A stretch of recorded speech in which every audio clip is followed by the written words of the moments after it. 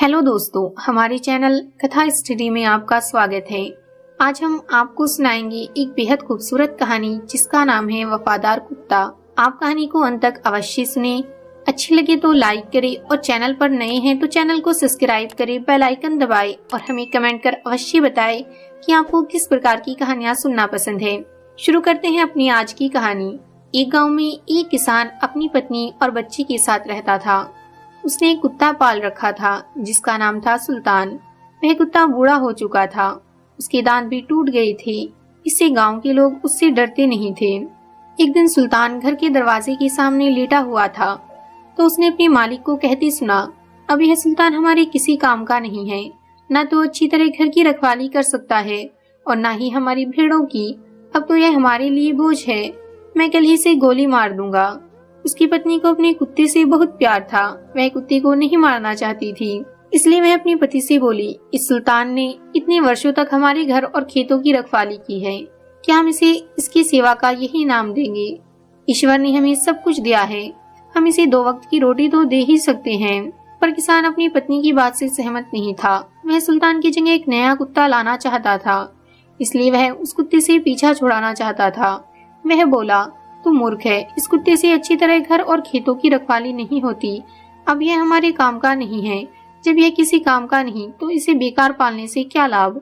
अगर इसने इतने साल हमारी सेवा की तो हमने भी इसे भरपूर भोजन और मांस इत्यादि देकर इसे प्यार से पाला, पर अब मैं इसे और नहीं पालना चाहता। कुत्ते ने अपने मालिक और मालकिन की बातें सुन ली। अब उसे लगा कि कल तक उसका मालिक उसे जरूर गोली मार देगा। मौत से तो सभी को डर लगता है, अतः वह वहां से भागकर अपने दोस्त भालू के पास गया जो पास के जंगल में रहता था। उसने उसे अपने मालिक की बात बताई और अपने भाग्य को कोसने लगा। तब उसका मित्र बोला, दोस्त घबराओ मत, इस मुसीबत में मैं तेरी सहायता जरूर करूंगा।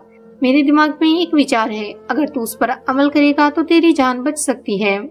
उसने सुल्तान को अपनी योजना बताई। कल सुबह किसान अपनी पत्नी और छोटे बच्चे के साथ खेतों में जाएगा, क्योंकि उसके छोटे बच्चे की देखभाल करने वाला उसके घर में कोई नहीं है। खेतों में काम करते समय वह अपने बच्चे को वहीं घास फूस पर लिटा देगा। उस समय तू उस बच्चे की रखवाली करने बैठ जाना। जब मैं इस बच्चे को उठाने आऊंगा तब तू भौंक भौंक कर और मुझसे लड़कर मुझे वहां से भगा देना। मैं बच्चे को वहीं छोड़कर जंगल की ओर भाग जाऊंगा। इससे तेरा मालिक खुश हो जाएगा और तुझे गोली नहीं मारेगा। उसे लगेगा कि तू अभी भी भालू जैसे जानवर से उसके बच्चे को बचा सकता है, तो तू अभी भी जंगली जानवरों से उसकी और उसके बच्चे की रक्षा कर सकता है। सुल्तान को उसकी योजना बहुत पसंद आई। अगली सुबह तड़के जब किसान अपनी पत्नी और बच्चे के साथ खेतों के लिए चला तो उनका सुल्तान भी उनके साथ हो लिया।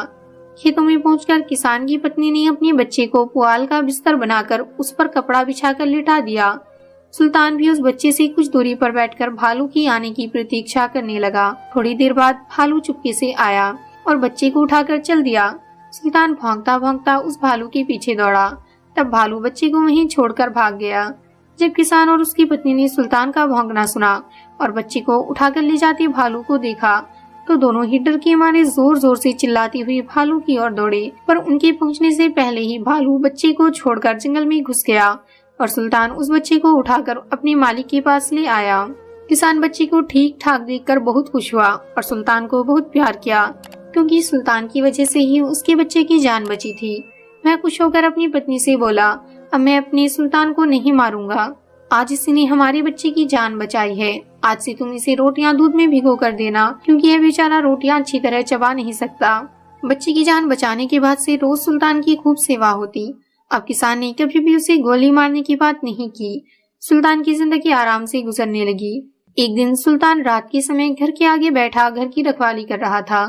तभी उसका दोस्त भालू उसके पास पहुंचा और बोला, मेरे मित्र, आजकल के दिनों से मुझे कोई अच्छा शिकार हाथ नहीं लगा है।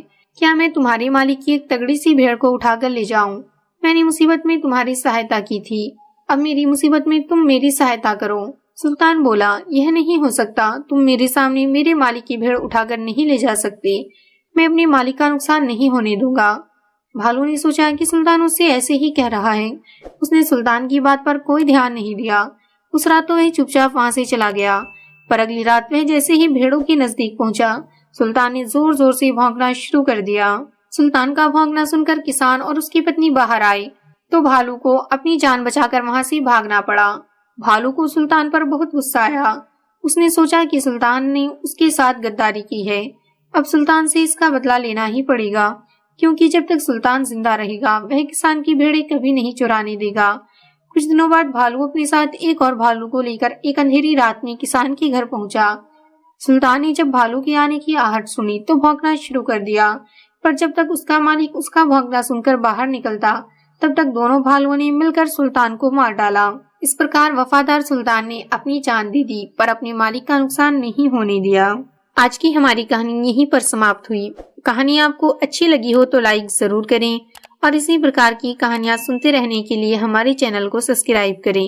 जल्द मिलते हैं अपनी अगली कहानी के साथ। धन्यवाद।